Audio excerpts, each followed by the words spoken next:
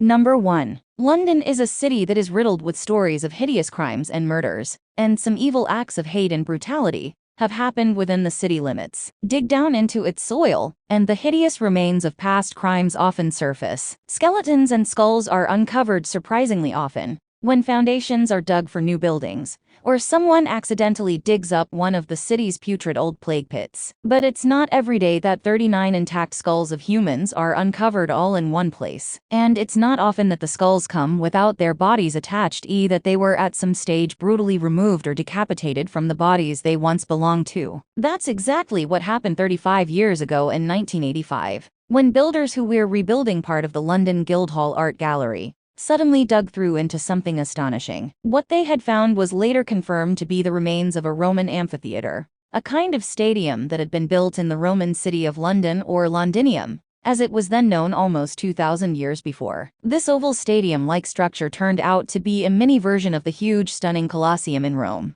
where Roman emperors and senators had once put on beast hunts and bloody gladiatorial fights for the entertainment of the Roman people. The London version was of course much smaller, but it proved that the kind of blood sports that the Romans enjoyed once could have happened in London, when the city was the frontier capital of the Roman province of Britannia. If you step into the Guildhall Square off Bassinghall Street in the city today, you'll see a semicircle marked in black on the paving stones. This doesn't give much away, but if you step through the doors of the Guildhall Art Gallery itself, you'll soon see signs guiding you down to the basement. Here you can see all that remains of London's lost Roman amphitheater, preserved from what the archaeologists uncovered in the 1980s. There's not loads left of the stone structure of the ancient stadium, but after it was excavated in the 1990s, designers combined the remaining stone foundations with a clever light display, which allows you to see the banks of seats around the extent of the stadium, where Romano-British audiences would once have laughed, jeered, cheered, and booed. The amphitheater was first built as a simple wood and earth structure around AD 70,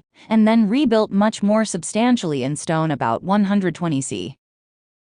It was approximately 100 meters long and 85 meters wide, and would have been used for religious activities, animal fights, public executions, and on rare occasions even gladiator fights. You've probably all seen films like Gladiator and Spartacus, where heavily armored bloodthirsty warriors battle it out to the death in front of audiences, baying for blood in the great amphitheaters of the Roman Empire. But did this kind of brutality ever actually take place in London? The truth is that despite all the archaeological digs and research that has taken place, we just don't know. There are indications like pieces of jewelry and amulets depicting gladiators that have been found buried in London, but no direct evidence that gladiators fought and died here. So if not that, then what on earth would the amphitheater have been used for? Certainly it would have been home to beast hunts where wild animals, the more exotic the better, were pitted against each other in gruesome fights, or hunted down by trappers using spears, slings and bows. But it might also have been used for religious activities, public executions, and even public meetings, much like a council chamber. But one of the most intriguing discoveries ever made from Roman London tells a different story. In 1988, when the amphitheater was being dug up,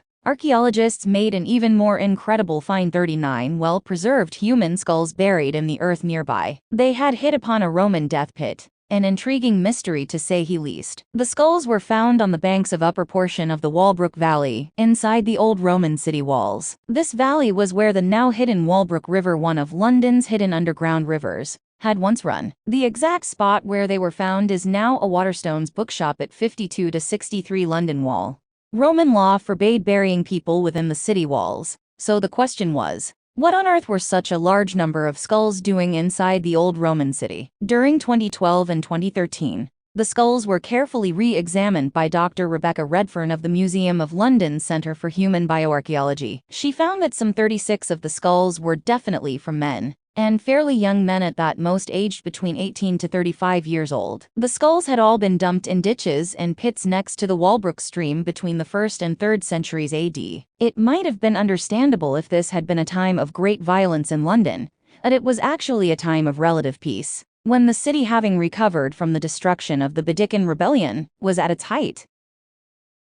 Shockingly though, many of the skulls showed signs of many traumas or wounds inflicted on them while the person was still alive or was dying. Some had signs of damage to their teeth, some of them were fractured. It suggests that whoever these people were, they lived incredibly violent lives and died brutal deaths. More incredibly, most of the skulls had blunt force trauma injuries sustained at the time of death, and 5 had sharp force weapon injuries, which could have been caused by anything from a Roman soldier's sword to a weapon wielded by a gladiator. These people, whoever they were, had died in the most hideous of ways. Other evidence, such as a dog bite on one skull, meant it was likely the bones had spent time scattered in the open, suggesting they were thrown into open pits rather than being properly buried. This suggests very clearly these were people who were dispensable, such as criminals or down-and-outs, the kinds of people who sometimes did become gladiators. Dr. Redfern told the Daily Mail in 2014, "The level of violence here exceeds the level needed to kill someone."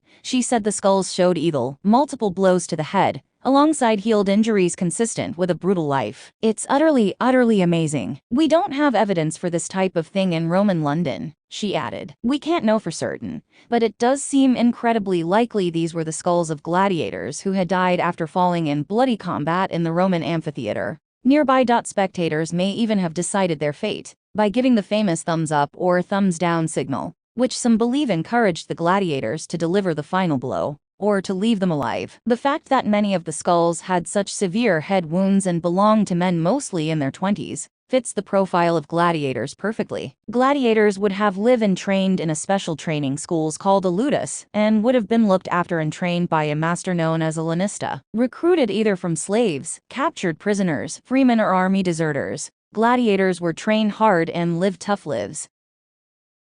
They would have been brought out to fight in the amphitheater in games paid for by wealthy Roman citizens, looking to entertain the public, and usually to gain political advancement and prestige along the way. It's not at all impossible that a leading Roman citizen of Roman governor paid for these 39 gladiators to face off against each other in the amphitheater, and to fight to the death or at least near death for the pleasure of the crowds of Londinium. Gladiators often won great fame and could win their freedom by winning bout after bout in the arena. But those who were not so lucky would have died in the most brutal of ways, and could easily have been chucked into shallow pits in the Walbrook Valley after being killed in a fight. Other possibilities are that the heads belonged to criminals who were brutally executed and thrown into pits. Evidence of this kind of practice has been found elsewhere in the Roman Empire. Criminals were executed in all kinds of ways in ancient Rome, but executions could well have been carried out to entertain crowds in the amphitheater. It was not uncommon for criminals to be burned alive, decapitated,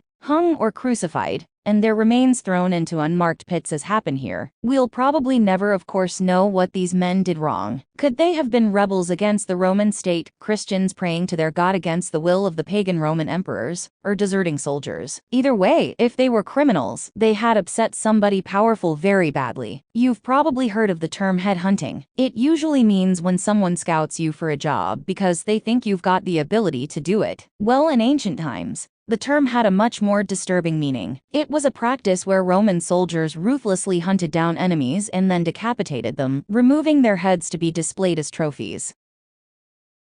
This horrific practice again is known to have happened elsewhere in the Roman Empire, much as it happened in later medieval times, when the heads of traitors were displayed on stakes outside the Tower of London or on London Bridge. Since some of these skulls are thought to have been decapitated and Roman soldiers lived in a fort in the northwest part of London at the time, it is possible that soldiers had brought the decapitated heads back to London after fighting rebel British tribes, who often harassed the Roman armies on the British frontiers. The heads may have been displayed as grim trophies of their victories before being thrown contemptuously into the pits. We'll probably never know the truth 100%, but whoever these people were, they met a horrible death in the heart of the ancient city of Londinium. It's a sign that, as much as the Romans brought culture and law to Britain, there was also a much darker side to their presence. Number 2. You feel the cold stone clack beneath the unsure steps of your sandaled feet. A few moments ago, you were beneath the warm breeze of an early summer's evening. Being a young legionnaire stationed in southern Gaul, known for its pleasant climate and rolling seascapes, it had not been your first. Yet, this night you stood at the mouth of a descending basement surrounded by military piers. You had sought this out of your own accord, but that still didn't help the growing tightness you felt in your chest. The more you descended, the more the earthen chamber absorbed the evening's warmth, leaving you in a profound chill. Eventually, you made it to the chamber, a modest room that would not fit many more than were already present. Under the dim orange glow of candles, you begin to take in your surroundings. You see ornate symbols whose meaning you couldn't even begin to decipher, as the already initiated had kept tight reins on the inner mysteries. In the dimly lit corners of the room, you spy a leering figure, the well-sculpted ferocity of its lion head contrasting with the Apollonian grace of its human torso. This unsettles you and,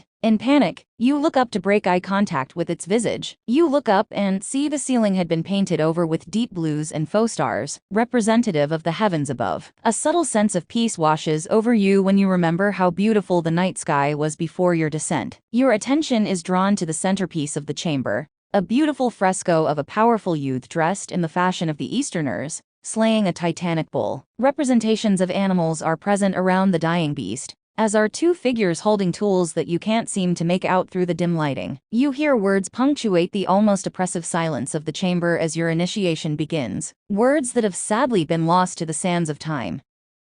While a number of the features of this recreation, such as the descent into the basement, the cosmic decor, the military nature of its adherents, and its iconography, is backed up with a significant body of archaeological and literary evidence, the conclusion alludes to one of the main underlying themes of the ancient cult of Mithras. This theme is that of secrecy, as, due to its nature as a mystery cult, the rituals and catechisms of its faithful remain an enigma to this day. This being said, it's not in the nature of academia to leave a stone unturned, and quite literally so in the case of archaeology. Hence, decades of research have done well to shed some light on this movement, despite the deliberate obfuscation of its congregation. The history of the cult of Mithras. While most known for its presence in the Roman Empire, the origins of Mithras as a worshipped deity originate much further east. Before the advent of Zoroastrianism, the ancient Persians had worshipped a pantheon of deities with a god referred to as Mithra at its head. This Persian origin is also attested to by the Romans themselves,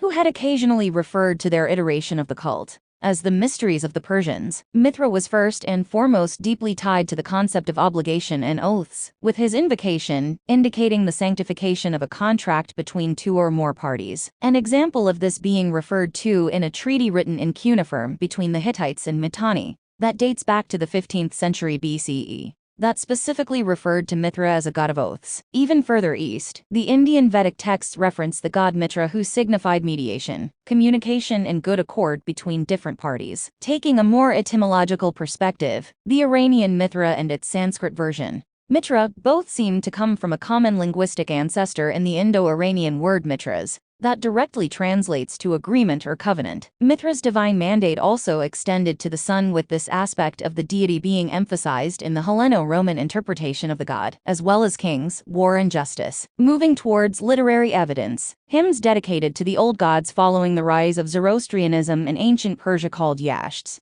depict Mithra as a solar deity in eternal contention with the forces of evil and darkness, a guardian of sacred oaths, and the defender of the moral and righteous. This deity and its following would be generally obscure in the Roman world up until the early 2nd century, and even less so in the Hellenic world, who had always seen the Persians antagonistically. This being said, following the year 136 C, the god's renown would explode in the Roman Empire, with hundreds of dedications to Mithras being found dating back to this period. While earlier academics argued that this could have been due to a direct link between the Persian cult of Mithra and the Mithraic mysteries of Rome, the more contemporary consensus seemed to agree that Roman Mithraism was probably a novel creation, that, while taking inspiration and symbolic reference from the Persian cult of Mithra, and interpreted it through the lens of Platonism, it did not have any notable direct connection with said ancestor. With the historical context having been established, we may now move on to the glue that held together most mystery cults of the era, the mythical narrative that informed the ontology of its faithful. At the core of the Mithraic mysteries stood a creation myth that symbolically informed the worldview of the faithful of Mithras. According to the fragmentary evidence that has been pieced together over decades of archaeological research, Sol Invictus, the unconquered sun and solar deity of the Romans, ordered Mithras through the medium of a raven to sacrifice a white bull. While reluctant, as seen with most reliefs depicting Mithras turning his face to avoid seeing the act, he carried out the order diligently. Upon the bull's death, the body of the creature turned into the moon, while Mithras's cloak transformed into the heavens above, complete with astral bodies, such as the planets and the stars. The blood of the bull, its tail and its seed came to form the plants, trees and beasts of the earth, with its death, also putting time in motion, with the alternation of days and nights, the shifting of seasons and the cycle of the moon. The animals of the earth are normally physically depicted in Mithraic reliefs, with specific reference being given to serpents, scorpions, ravens and lions, who were symbolically important for Mithraic rituals, as can be seen in their presence in the naming conventions of Mithraic hierarchy. These are also symbolic of the four elements, with the raven symbolizing air, the serpent earth, the lion fire, and the mixing bowl that caught the seed of the bull water. Following this event, referred to as the tauroctony, the sun god and Mithras partake in a banquet together. After eating bread and mead and drinking wine, Sol Invictus offered Mithras a place by his side on his solar chariot. Mithras accepted the offer and rode with the Sol Invictus through the sky and towards the ends of the earth. Mithras is also commonly represented as having come out of a stone already in his youth, and armed with a dagger and torch. The worship of the Roman Mithras. With the inner mysteries brought to light, we may now explore how the Roman followers of Mithras used rites and rituals to reenact this narrative. As referenced in the introduction, the places of worship of this mystery cult were normally subterranean spaces illuminated by candles or torchlights. Due to their chthonic and windowless nature, they always contained a well and normally a system of underground passages that were used during rituals and initiations. In urban settings, Mithraea normally consisted of a converted apartment basement, whereas in more rural settings, an excavated cave or otherwise natural formation would have been used instead, with these temples being remarkably common throughout the empire, and more so in the western half, around areas of military activity, such as Britannia, Gaul and northern Africa, with the main center of significance being the mother city of Rome itself. Scholars such as David Ulansey noted that astronomical symbolism was a very common and possibly even required feature of the Mithraea, with archaeological examples, such as the ceiling of the Caesarea Maritima Mithraeum, heavily implied to have been painted over to resemble a starry night sky, due to the residual remnants of blue paint. This is also alluded to in the literary records of contemporaries with the Roman philosopher, Porphyry, 234 AD 305 AD, stating that the Mithraea depicted an image of the world. In terms of demographics, military personnel formed a significant but not exclusive component of the Mithraea, as other professions were also present, such as merchants and bureaucrats. Interestingly enough, a considerable number of freedmen and even slaves also were present. The cult seemed to be exclusive to men, and there did not seem to be an overarching hierarchy between the Mithraea, even as the internal lodge was stratified according to the rank of initiation. These ranks, in order of hierarchy, were Corax, Raven, Nymphus, Bridegroom, Miles, Soldier, Leo, Lion, Perses, Persian, Heliodromus, Courier of the Sun, and finally, Pater, Father, with symbolic hints seeming to relate ascent up the ranks, with the ascent of the soul after death. Costumes were hinted to be a feature of the rituals, with examples including masks for the animalistic ranks, and a dress for the rank of Nymphus, and each rank was symbolically attached to one of the 7 planetary gods. There is also a body of evidence for the fact that there may have been moral guidelines adhered to by the ranked initiates, with Porphyry alluding to the fact that members that had reached the Leo grade must keep their hands pure from anything that gives harm, whereas Tertullian recounts that Mithrist members of the army were legally allowed to refuse the wearing of celebratory headgear due to the initiation oath taken that only Mithras was worthy of the crown. Mithrists were also bound by an oath of secrecy, and there seems to have been a degree of ritualistic encryption, with initiates required to know answers to specific catechisms. However, little is known about the initiation rituals themselves, although references to baptisms, blindfolding, ordeals, chastisements, and ceremonial passwords are evident in some Mithraea. Other than the tauroctony and the banquet scene, one last and deeply mysterious aspect of the Mithraic cult is the presence of a lion-headed figure that was cryptically referred to as Aramanius in dedicatory inscriptions. The name is a Latinized form of the Zoroastrian divine antagonist of all that is good, Ahriman. Given the enigmatic nature of this figure and the lack of concrete evidence in reference to his identity, the scholarly consensus is quite divided on the Leontocephalus, with him being identified with the Zoroastrian god Ahriman, Vedic Ahriman, the Helleno-Roman Chronos Cronus, the late Zoroastrian Zervan, or even the Gnostic Aeon. While his identity remains a mystery, academic consensus is generally in agreement that he is associated with entropy, the passage of time and the change of the seasons. While this article has attempted to serve as a useful introduction to the mystery cult of Mithraism, it must always be remembered that for the most part, we can only speculate on the inner working of the Mithraea. While the young legionnaire in Gaul, in the beginning, may have been a simulacrum based on what little we know of this faith, it seems that the secrets of this fascinating organization remain known only to them and tantalizingly distant from us in the modern day, at least for now. Number 3. Looking into ancient Greek and Roman visual art, I recently discovered a curious location that is part of a UNESCO World Heritage Site in the commune of Pompeii, near Naples, in the Campania region of southern Italy, situated on the outskirts of the ancient city of Pompeii. The Villa dei Misteri, or the Villa of the Mysteries, was buried in the eruption of Mount Vesuvius in 79 AD, excavated around 1909, and restored between 2013 and 2015. The villa is famous for one particular room containing dazzling red frescoes that show a religious ceremony. Ancient Rome is known for its murals or wall paintings. This form of art has a long history in the Mediterranean, where the Minoans, a pre-Greek people of the Aegean Islands, regularly used it as early as the mid-2nd millennium BC. The frescoes in the villa, dated to 70-60 BC, are believed to depict a rite associated with a mystery cult of Dionysus or Bacchus, the god of wine, fertility, theater, madness, and ecstasy. Greco-Roman mystery cults were religious schools reserved for initiates known as mystai. The details of membership were not revealed to outside parties. In the red paintings, we most likely have a bride who is being initiated into the Dionysian Bacchic mysteries in preparation for marriage, her elaborate costume being a wedding dress. We cannot know the exact meaning of the paintings. There have been several interpretations. In the first scene, a boy standing before a priestess reads from the scroll. The initiate enters in purplish apparel. She is also shown leaving in darker, slightly different clothes, now with a wreath and a tray of sacramental food. In the second scene, the initiate, the priestess and an assistant weave a basket. On the right, Silenus plays a lyre. Silenus is a folkloric figure of the forest who is a man with some features of the horse. He is a companion of Bacchus.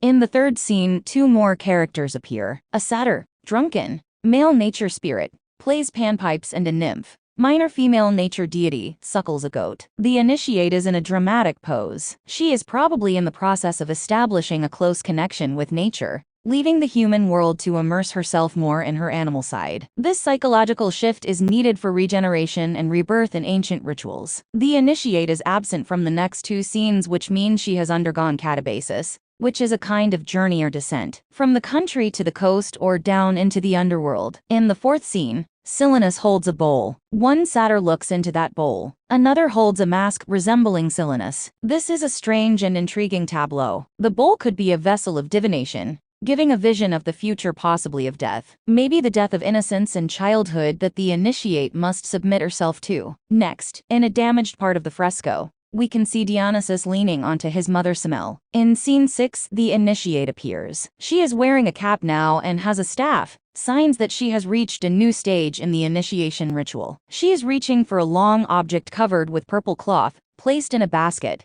perhaps a phallic symbol or a signpost of some sort, indicating a new discovery. On the right is a winged figure, Eidos, the Greek goddess of shame, modesty, respect, and humility. In the seventh scene, the initiate kneels before the priestess. A female figure whips her. Another one dances. It is as though this is some kind of final test of strength, and a cause for celebration is at hand.